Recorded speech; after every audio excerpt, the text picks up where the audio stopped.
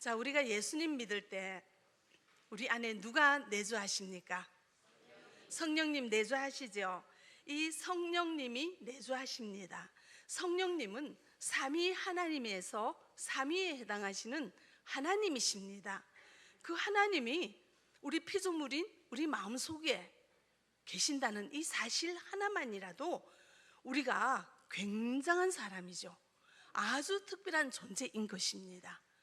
그런데 내 안에 계시는 그 성령님께서 그냥 가만히 있지 않으시고 무슨 일을 하십니다. 그래서 오늘은 이 본문을 통해서 그 삼위 하나님이신 성령 하나님께서 어떤 일을 하시는지 우리 본문을 통해서 함께 보도록 하겠습니다. 26절 우리 같이 읽어보겠습니다. 이와 같이 성령도 우리의 연약함을 도우시나니 우리는 마땅히 기도할 바를 알지 못하나 오직 성령이 말할 수 없는 탄식으로 우리를 위하여 친히 간구하시느니라. 아멘. 자, 26절에 보시면은 우리의 연약함을 도와주신다고 하십니다. 자, 우리가 연약한 거 여러분들 인정하시죠? 연약하다고 인정하지 않는 사람은 신앙하기가 어려워요. 내 힘으로 할 수 있는데 절대자가 왜 필요해요? 우리가 신앙한다는 것은 이 세상에 피조물 된 우리는 육체의 한계와 여러 가지 한계를 가지고 내 힘으로 온전히 살 수 없고 절대자를 의지하여 살아간다는 것을 인정하는 것에서 우리가 오늘도 그 마음으로 우리 주님 앞에 엎드려 예배 드리는 줄 믿습니다. 맞으시죠? 우린 연약한 존재예요. 그래서 이 성령께서는 우리의 이 연약함을 도와주시는데 옆에서 조금 도와주시는 것이 아니라 주체적으로 완전히 주도적으로 우리를 도와주신다는 그런 말씀을 하십니다. 그래서 이 연약함이라는 것이 구체적으로 어떤 것인지 한번 보겠습니다. 연약하다는 것은 우리가 질병으로 인하여 육체적으로 좀 쇠약한 것을, 또한 질병이 아니지만 우리가 육체가 어디 좀 부족한 것을 우리가 연약하다고 하죠. 또한 우리는 굉장히 인간의 무기력이 있어요. 그래서 이 무기력함 갖고 있는 존재이기 때문에 우리는 연약하다고 하고요. 또한 이 연약하다는 것은 우리가 살아가는 상황과 이 사태를 제대로 알지 못하고 분석하지 못하고 내일 어떻게 해야 될지, 오늘 어떻게 해야 될지 잘 몰라서 지혜롭게 간구하지 못하는 그런 무능함을 가리키기도 합니다. 그래서 우리는 육체도 연약해요. 내 힘으로 살아갈 수 없는 무기력이 있어요. 오늘 무엇을 하는 것이 가장 지혜로운지, 가장 좋은 일인지 알지 못하는 이런 무능함을 가진 연약한 존재라는 것을 알 수가 있습니다. 우리 주변에 우리 교회 다니시는 분은 안 그런데요, 여러분들 다단계에 가서 계속 돈을 쏟아붓는 사람 보면 여러분들 좀 어때요? 마음이 참 애타죠? 근데 그분은요, 그렇게 그 다단계에 돈을 붓는 게 나중에 찾을 수 없다는 것을 알아요, 몰라요? 모르잖아요. 왜 그런가요? 그 정도로 사태 파악을 못하는 거예요. 어느 것을 하는 것이 좋은 일인지, 어느 편을 선택하는 것이 지혜로운지를 알지 못하는 이런 미련함을 가진 것이 연약하다는 겁니다. 그리고 어떤 분은 어릴 때 아버지께서 술만 취해서 오시면은 폭력을 써요. 그러니까 아이니까 어른이 그 완악한 힘으로 아이를 때리면은 맞아야 되잖아요. 근데 그 맞는 그 순간 얼마나 아파요. 그리고 이 마음에 뭐가 생깁니까? 분노가 생겨요. 근데 우리 마음에 생기는 이 분노는요, 차곡차곡 쌓아두었다가 언제 이 분노가 폭발하냐면은 내가 힘이 있을 때, 내가 이거 좀 폭발해도 미치지 않겠다는 이렇게 그런 상황 파악이 될 때 이 분노가 폭발해요. 그러면은 이제 이 어린이도 자라서 어른이 되고 아버지가 되고 가장이 됩니다. 그러면은 가장된 나를 건드릴 자 없잖아요. 그러면은 쌓였던 분노가 외부의 어떤 자극으로 나 혼자 이 분노를 다스릴 수 없을 때 이 분노를 누구한테 폭발하냐면은 아이한테, 힘없는 배우자한테 폭발을 해요. 근데 이 사람은 알잖아요. 자기 아버지가 술 먹고 와서 얼마나 때려서 내가 얼마나 마음에 상처가 있는지, 그랬을 때 이 마음이 얼마나 상해지는지, 인격적으로 얼마나 결핍을 갖고 오는지 내가 겪어봤잖아요. 내가 겪어봐서 그렇게 해서는 안 된다는 걸 알면서도 내 행동을 자제하지 못하는 미련함을 가지고 똑같이 그렇게 하는 거예요. 연약한 자잖아요. 연약하기 때문에 그런 거죠.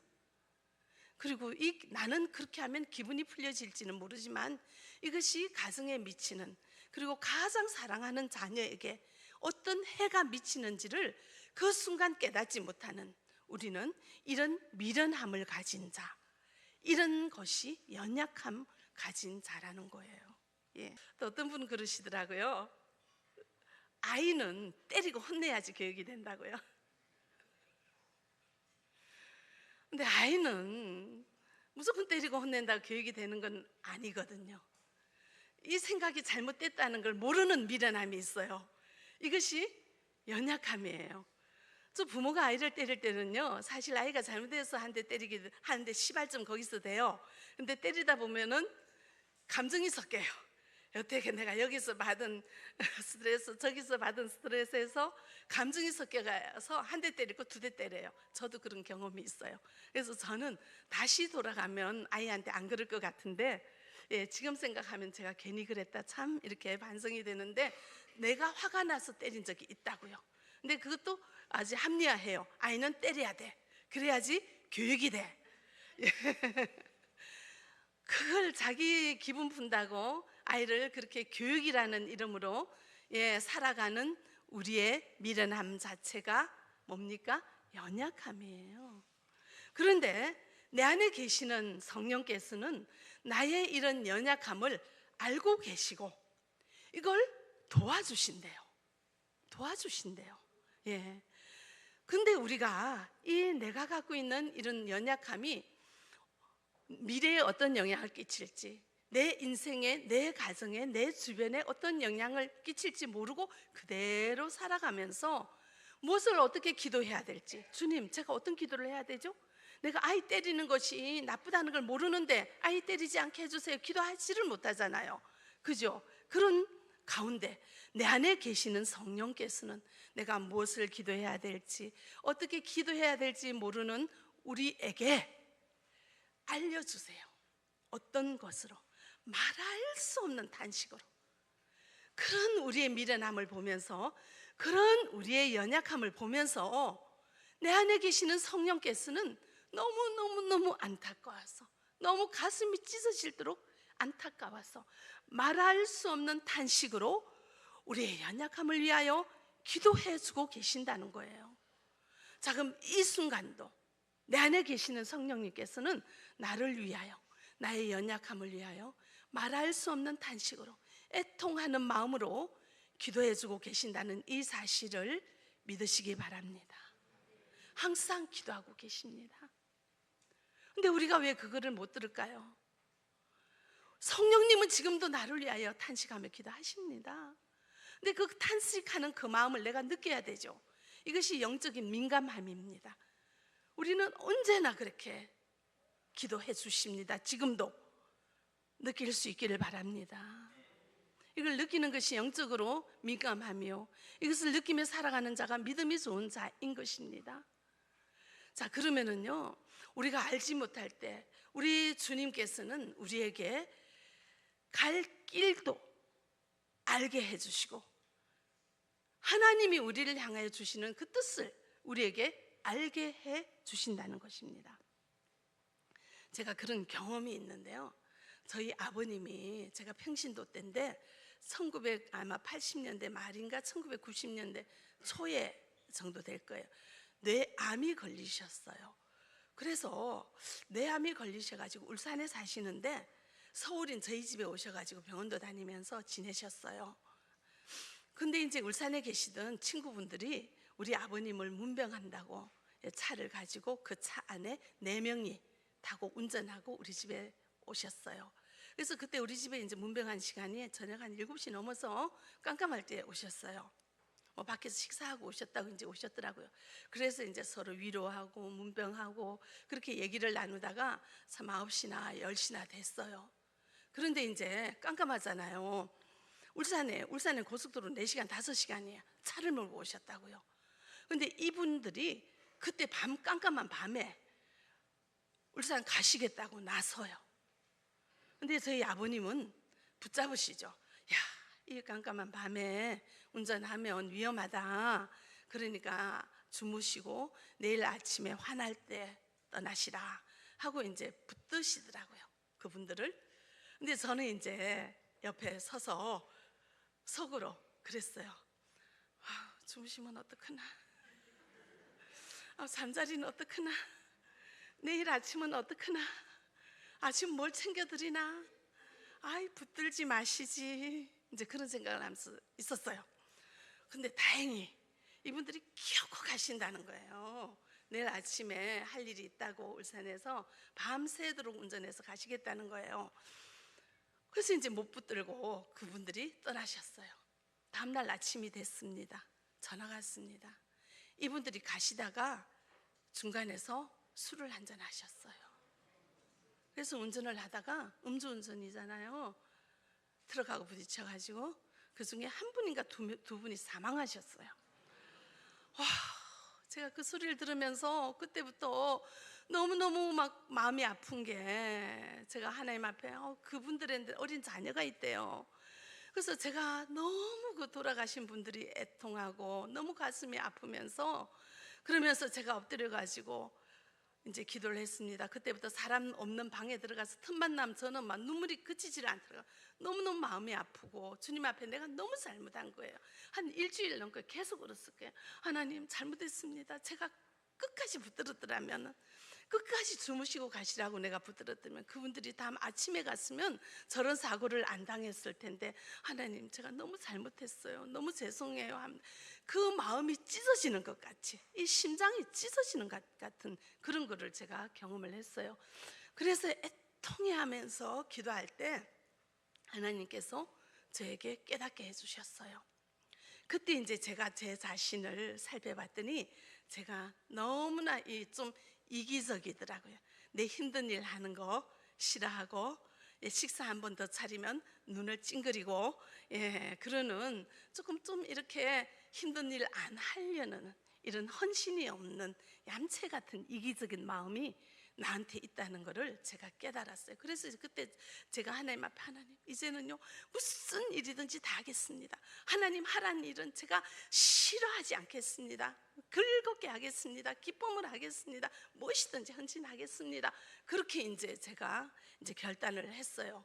그때 평신도잖아요. 그래서 제가 그 이후로는 좀 이렇게 몸 사리고 힘든 일 안 하려고 이렇게 살짝 빼는, 제가 이제 교회 가서는 평신도였죠. 화장실 일은 제가 다 하고, 모여서 여전도에서 식사 준비하면은요 사람들이 양파 까는 거, 팥 까는 거, 마늘 까는 거 안 해요. 그거는 제가 다 했어요.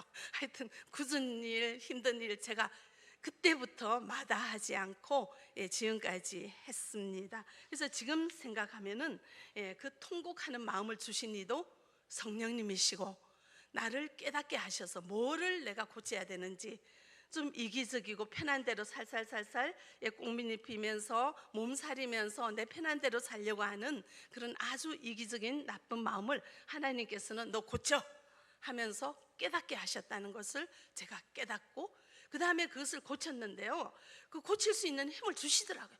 당장 하게 되더라고요. 자, 그래서 성령님은 우리에게 부족한 것을 애통하는 마음으로 기도할 때 그 마음이 나에게도 전해져서, 나도 주님이 나 안에서 애통하며 탄식하며 기도할 때 나도 같은 마음으로 기도하게 되고요.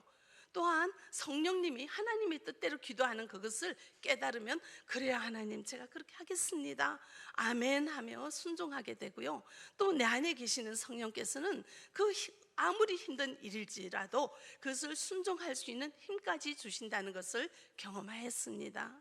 자, 오늘도 성령께서 내 안에서 말할 수 없는 탄식으로 나를 위하여 기도하시고 하나님의 뜻대로 나를 위하여 기도하시는 줄 믿으시기 바랍니다.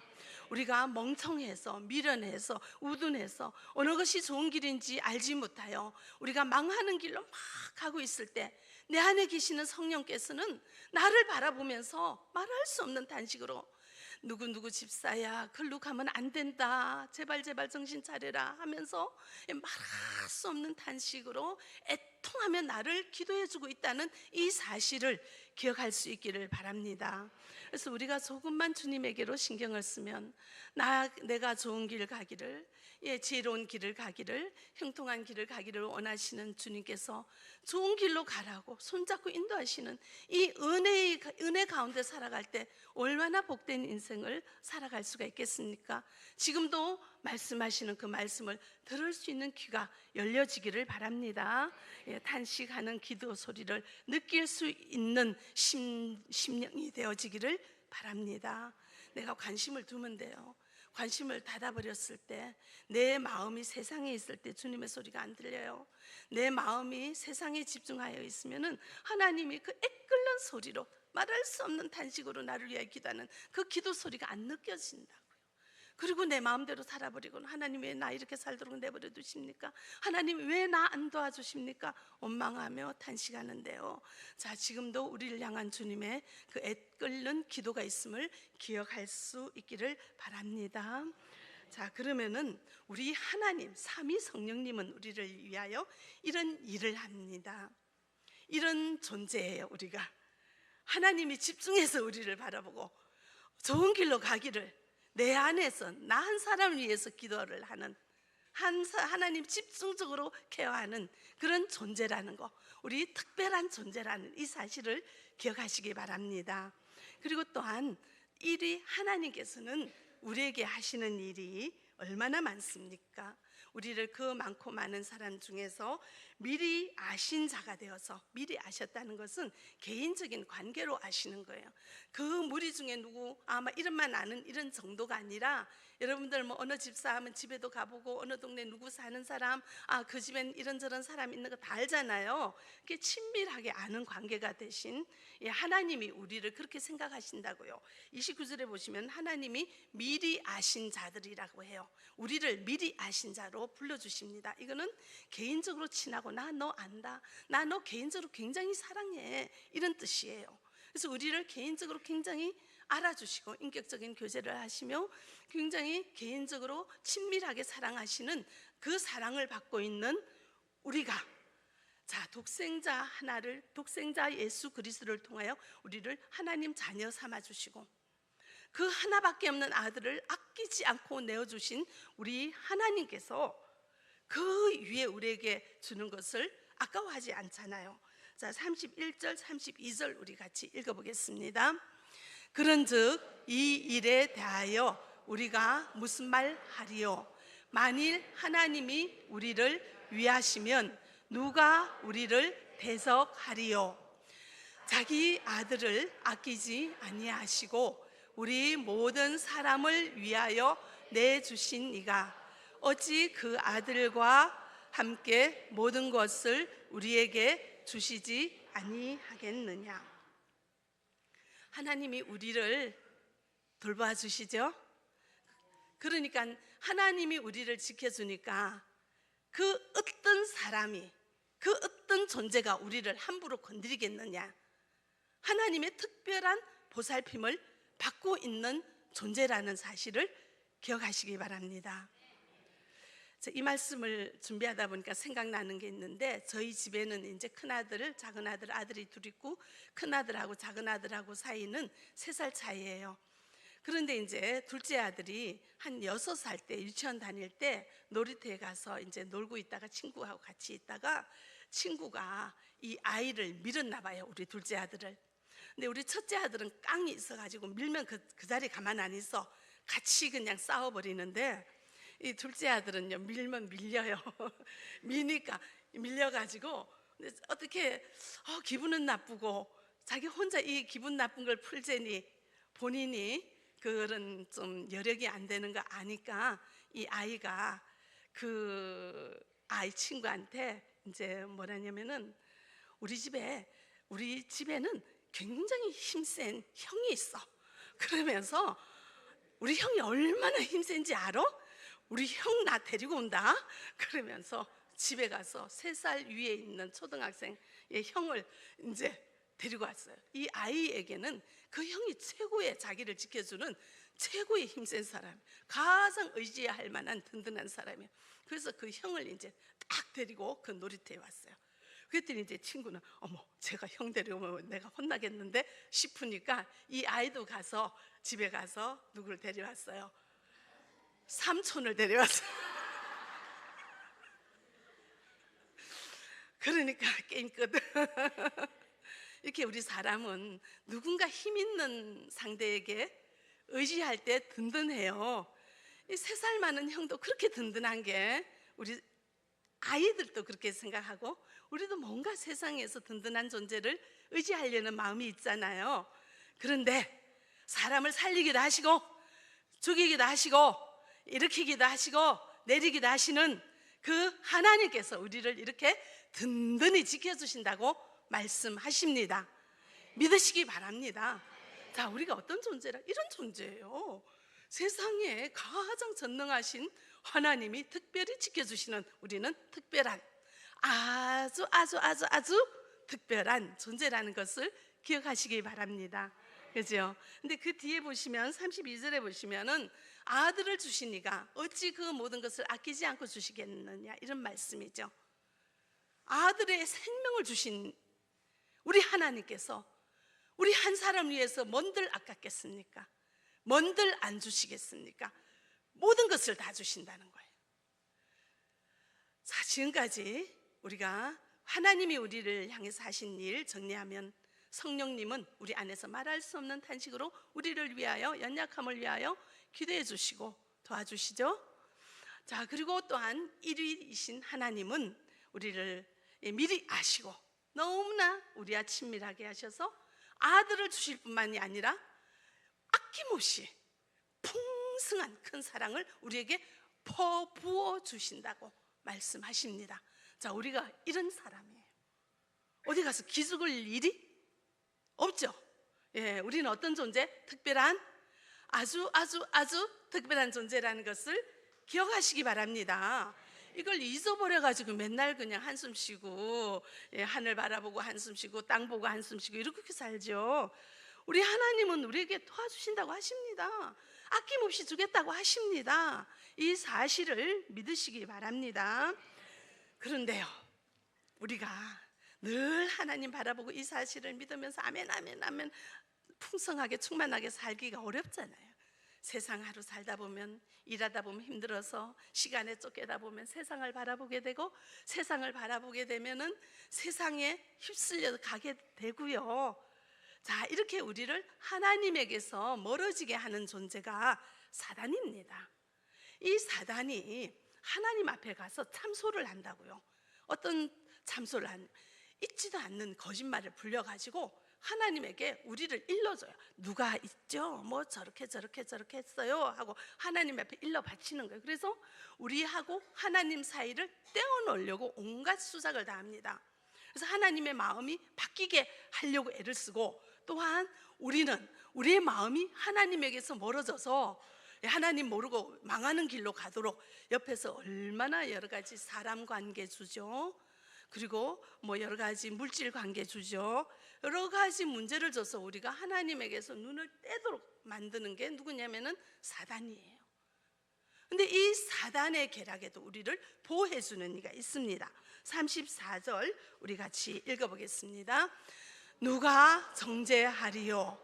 죽으실 뿐 아니라 다시 살아나신 이는 그리스도 예수시니 그는 하나님 우편에 계신 자요 우리를 위하여 간구하시는 자신이라. 아멘. 정죄하리, 우리 심판하고 우리를 하나님께서 이렇게 죄를 지어서 묻게 하는 그런 죄를 고하는 그런 일을 하니까 하나님이 다시는 우리를 심판하지 않는다고 그러셨잖아요. 왜냐하면은 하나님 우편에는 누가 계신다고요? 예수 그리스도께서 누구를 위하여? 우리를 위하여 지금도 간구하고 계십니다. 지금 이 순간 하나님 우편에서 예수님이 나 한 사람을 위하여 기도해 주고 있다고요. 이 사실을 믿으시기 바랍니다. 네. 그래서 우리는 넉넉히 이길 수가 있습니다. 이 세상에서 어떤 어려움이 있어도, 어떤 풍파가 있어도, 어떤 환란이 있어도 우리는 그 모든 것을 넉넉히 이기며 승리할 수 있는 아주 특별한 존재라는 것을 다시 한번 기억하시기 바랍니다. 우리는 연약함 때문에 어느 길로 살아가는 게 좋은지 잘 몰라요.